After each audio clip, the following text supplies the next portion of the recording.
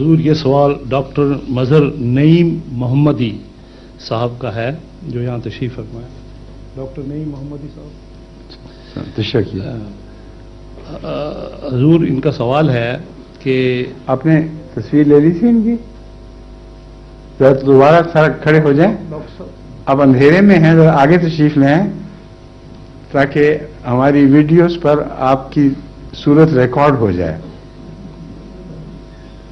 ہم اپنی خاطر یہ عرض کر رہے ہیں کیونکہ پھر دیکھنے والے سمجھتے ہیں کہ واقعتاً ایک آدمی تھا اس شکل صورت کا جس نے سوال کیا تھا. ہو گیا؟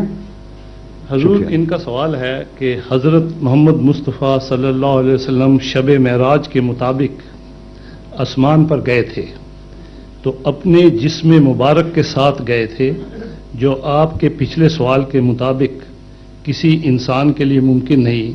وضاحت سے بیان فرمائیں. شکریہ. میرے نزدیک قرآن کریم نے پہلے ہی سوال کا جواب وضاحت سے دے دیا ہے کہ آپ جسم مبارک سمیت آسمان پر نہیں گئے تھے، بلکہ یہ ایک روحانی سفر تھا.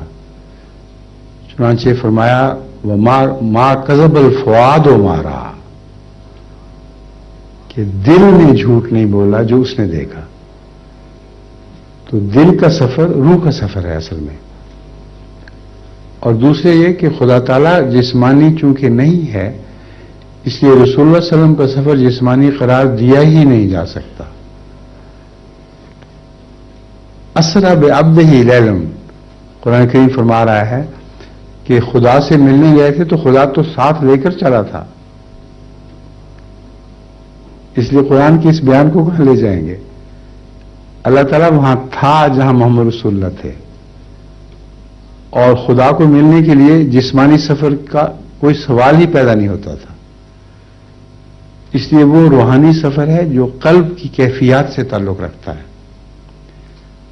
میرے نزدیک اور جماعت احمدیہ کا یہی عقیدہ ہے کہ قلب محمد مصطفیٰ صلی اللہ علیہ وآلہ وسلم ہی وہ سب سے بلند ترین، ایک یوں کہنا چاہیے کہ قلب محمد مصطفیٰ صلی اللہ علیہ وسلم ہی وہ عرش عظیم ہے جس پر خدا کا نزول ہوا.